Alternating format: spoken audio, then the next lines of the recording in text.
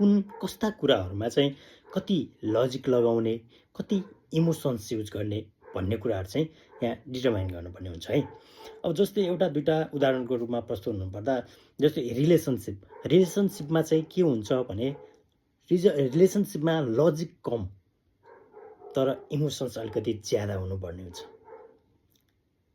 तर अब त्यही कुरा हाम्रो क्यारियर बिल्डअप हैन मनी अर्निङको सेक्टरमा बिजनेसमा हेर्दाखेरि चाहिँ अब इमोसन्स अलिक कम लजिक अलिक बढी चाहिन्छ। त्यहाँ चाहिँ हो के कारणले गर्दाखेरि मैले कुन काम गर्ने र कति बेनिफिट हुन्छ भनेर क्याल्कुलेट गर्न चाहिँ यहाँ फिलिङ्स हेर्ने होइन, यहाँ इमोसन्सलाई हेर्ने होइन। अब यहाँ चाहिँ लजिक लगाउनु पर्ने हुन्छ। अब राजनीतिक सेक्टरमा पनि त्यस्तै हो। राजनीतिक सेक्टरमा पनि चुनाव उठ्दैछु, चुनाव जित्नुपर्छ भन्नेसम्म हदसम्म चाहिँ इमोसन्सको लेभल पनि हाई बनाएर जानुपर्ने हुनसक्छ।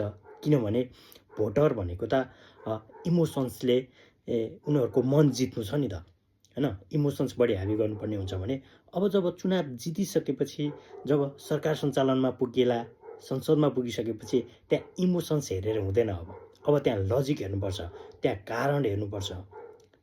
कुन इस्युमा कुन कारणले के रिजल्ट दिन्छ त भन्ने कुराहरू चाहिँ त्यहाँनिर लगाउनु पर्ने हुन्छ।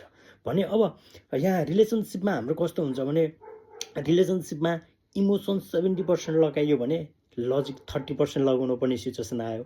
अब त्यही कुरा क्यारियरमा जानु पर्यो भने क्यारियर बिल्डिङको कुरा, अर्न मनीको कुराहरू बिजनेसमा छ भने फेरि हैन लजिक्सलाई 70% प्रायोरिटी दिएर 30% चाहिँ इमोसन्समा खेल्नुपर्ने हो। त्यस्तै अब राजनीतिमा हो भने 50-50% पनि हामी जानुपर्ने हुनसक्छ। त्यहाँ चाहिँ इमोसन्स पनि चाहियो, लजिक पनि चाहियो। हो अब यो लजिक र इमोसन्स चाहिँ कसरी गाइडेड हुन्छ त हाम्रो माइन्ड प्याटर्नमा भन्दा हाम्रा विगतमा गरिएका कामहरू, विगतमा हामीले अनुभव गरेका हाम्रा अनुभवहरू, हामीले पढेर जानेर बुझेर गरेका क्रियाकलापहरू, यी सबै कुराहरू हाम्रो ब्रेनमा प्याटर्न बनेर सेप भएका हुन्छन्। अब कतिपय सिचुएसनमा हामी गलत भइरह पनि हुन सक्छौँ। लजिक लगाउनु पर्ने ठाउँमा इमोसन्स युज गर्नु ठाउँमा लजिक हो यो भइरहेछ भने चाहिँ अब हामीले गर्नुपर्ने हुन्छ हाम्रो प्याटर्न ब्रेक गर्नुपर्ने हुन्छ। अहिलेसम्म हामीले सोच्दै आएको कुराहरू यहाँनिर चाहिँ हामी डिफल्ट रहेछौँ। अब हामीले यसलाई इमोसनली अगाडि बढ्नुपर्ने हुन्छ अथवा लजिकल्ली अगाडि बढ्नुपर्ने हुन्छ। मैले यो ठाउँमा लजिक लगाएर हुँदैन, यहाँ मेरो इमोसन्स लाग्नुपर्ने हुन्छ भनेर चाहिँ हामीले माइन्ड प्याटर्न चेन्ज गरेर पनि अगाडि बढ्नुपर्ने हुनसक्छ।